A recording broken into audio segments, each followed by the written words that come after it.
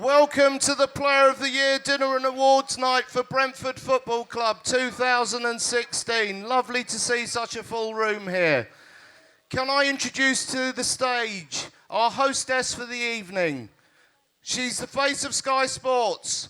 She's a Brentford fan. She's one of our own. Put your hands together, please, for Natalie Sawyer!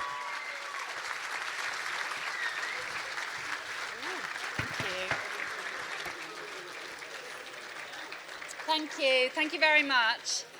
Ladies and gentlemen even, welcome to the Radisson Blu Edwardian here at Heathrow for the Brentford Player of the Year Award, sponsored by Rolf East. It's a real privilege to once again be here to celebrate what has seen us secure a third season, ladies and gentlemen, in the Championship, and that is quite something. And obviously we have so much more to look forward to, yes indeed. And what a final month as well we had. What a fantastic run the Brentford team went on to see us finish 9th in the table. Now, we're going to be tweeting about this event live, so if you want to get involved in the conversation with your stories and your pictures, please do so using the hashtag of Bees, P-O-T-Y. So, maybe now is a good time for you all to get your cameras out and your Twitter as well, because, ladies and gentlemen, if you could please be upstanding to welcome those that have provided you with all the thrills and spills this season. It is your management team of Dean Smith, Richard O'Kelly and Simon Royce, along with your 2015-16 squad.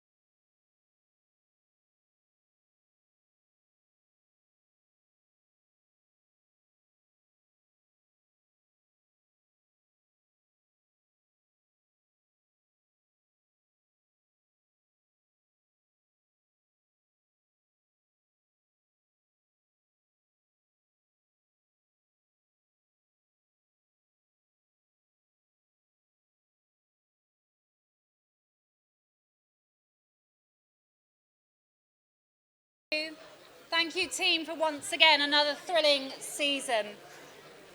Now, ladies and gentlemen, of course we're here to celebrate finishing as the top London club in the Championship. Thank you. And the awards will be the main highlight of this evening. But just to mark your cards as to what else is happening tonight, we're going to be playing Brentford Bingo. So for £10, you can buy 3 cars, which will then lead to the last person standing winning an overnight stay right here in this hotel, including dinner, breakfast and parking as well. That's the highlight, I know. There's also an auction on the way before the Player of the Year Awards, followed by a disco. And of course, there is also, out in the atrium area, I believe, a photo booth for you to get involved with. So please do have your pictures taken and have fun with that. And don't forget to tweet your pictures as well. Just to let you know, ladies and gentlemen, during the awards, the bar will be shut. So make sure you get your drinks in on time. And, as I say, there's lots on the way, but now it is time to welcome up onto the stage the Brentford chairman, Cliff Crown.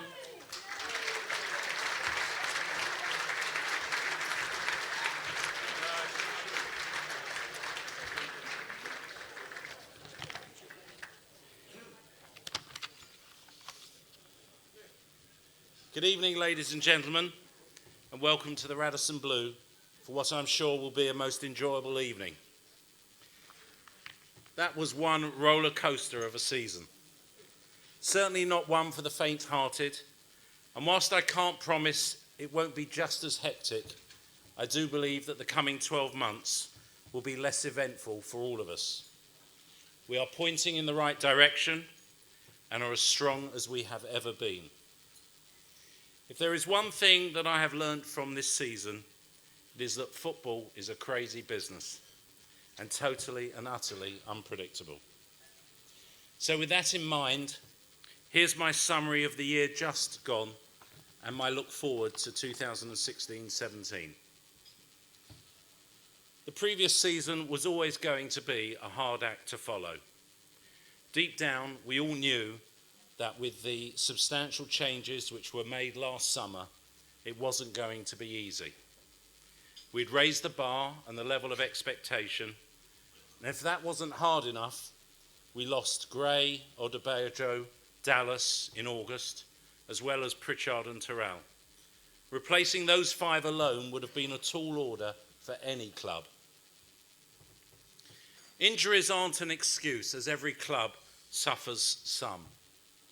But the number and the seriousness of the injuries that we have suffered this year has been way beyond what any club deserves. I can only salute the professionalism of all the players, and frankly, there are just too many to mention by name, for the hard work that they have put in to get back to full fitness. And our grateful thanks goes to the medical team, who've been incredibly busy this season and worked so hard to get players back to full fitness as quickly as possible. And when it comes to injuries, none was more painful to witness than that of Alan Judge. Judgy, you have been our talisman this season, and I know that everyone in this room is with you every step of the way and believes, just as you do, that you will come back even stronger.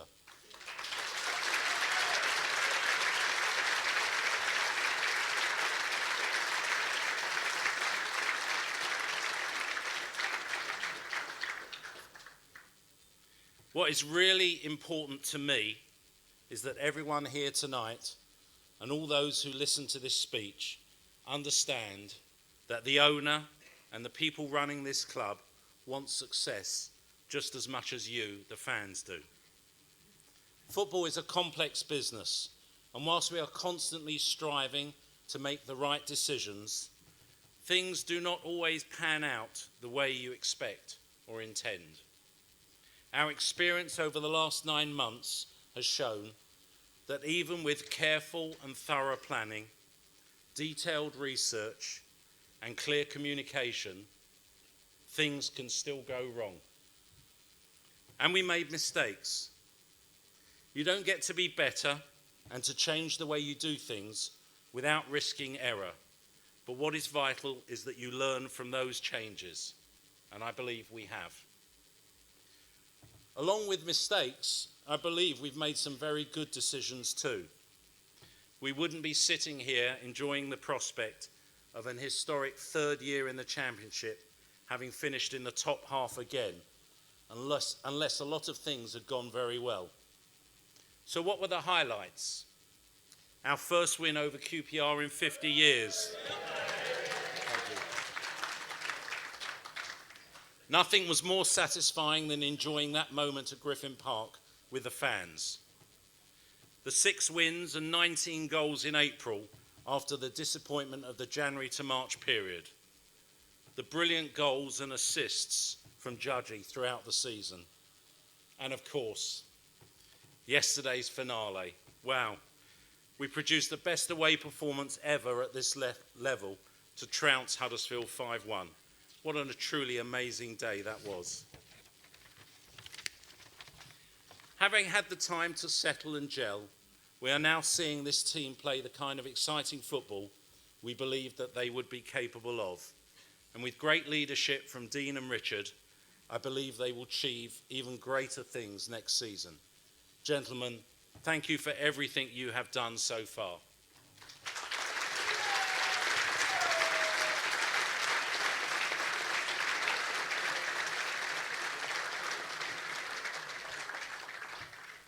Before I look forward to next season, I'd also like to take this opportunity of thanking everyone else at the club for all of their efforts in helping us secure Championship football for a third consecutive season.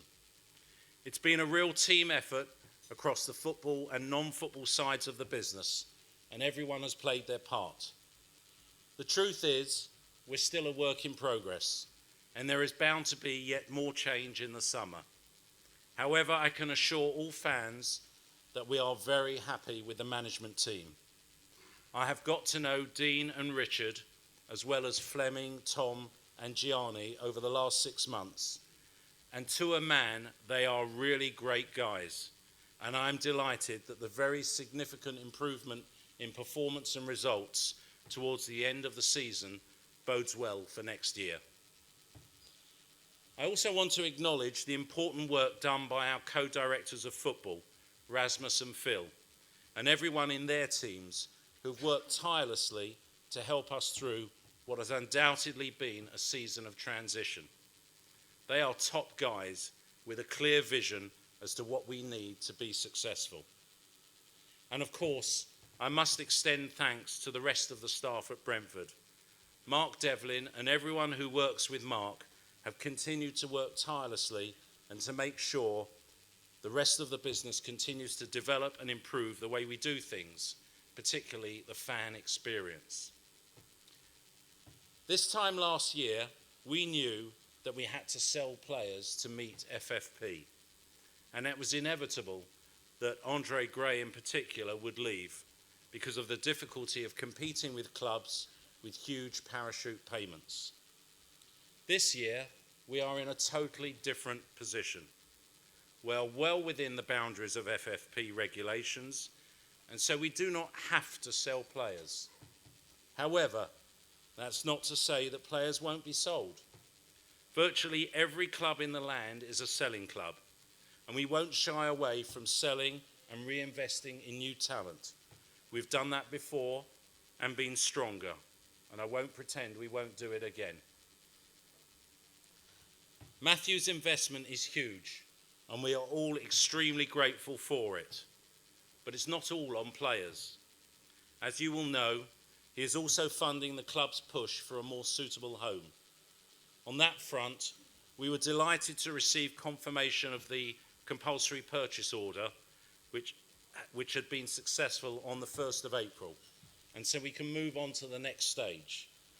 I appreciate it's been a long and slow process, but it's football, so there will undoubtedly be more twists and turns along the way. What I do want to do tonight is publicly thank the London Borough of Hounslow for their continuing, unstinting support of the club. We also owe a debt of gratitude to Brian Burgess and Chris Gammon, who've been committed to finding a solution to the stadium issue for the last 12 or 13 years. What we have achieved to date has been significant, despite many obstacles, but there's still a long way to go and many hurdles to overcome, and some of them we aren't even aware of yet. This is another example of a complex business where we need to carefully consider what is best for Brentford, and we shall not waver from our determination to secure a sound future for this fabulous football club. We are continuing to grow whilst remaining friendly and family orientated. Our community is inextricably linked to the football club, and we are once again indebted to Lee Doyle and his team at the Community Trust, who continue to promote the club in our local communities and to do us proud. So what can we look forward to?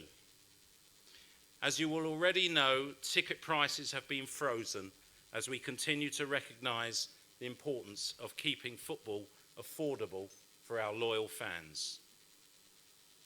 More change, because change and evolution is necessary in the long term. And if we get it right, change brings improvement, and with that, greater success. Well, at least that's the theory. A new Mott's pitch at Jersey Road, so that conditions there can replicate the new playing surface at Griffin Park. We might not have shown our best side with the pitch last August, but I'm delighted to say that laying Mott's pitch in record time in September was ultimately one decision we definitely got right. Consolidation in the Championship. When we won our final game in 2013-14, if I'd have offered you at least the next 3 years in the Championship without ever being in the bottom three, that's a promise for next season, I think many fans would have bitten my hand off. Just look where we have come from, and everyone can see how much progress we have made, and long may that continue. I don't want to gloat, but Doncaster were relegated to League Two today.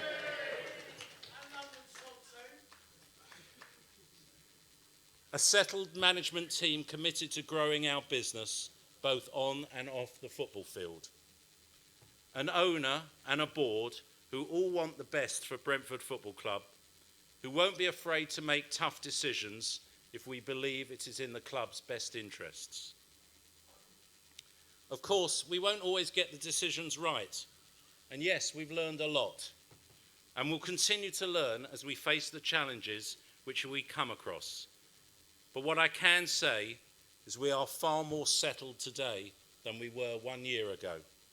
We're in good shape to build upon this season and to go again. We've got some extra big games coming up this season. Aston Villa and either Newcastle or Sunderland are clubs that we could only dreamt of playing just 3 years ago. So let's enjoy those games and all the others, get behind the team and see what we can achieve. Ladies and gentlemen, it only remains for me to wish you a most enjoyable evening. Please raise your glasses and drink a toast to the future success of Brentford Football Club. Thank you.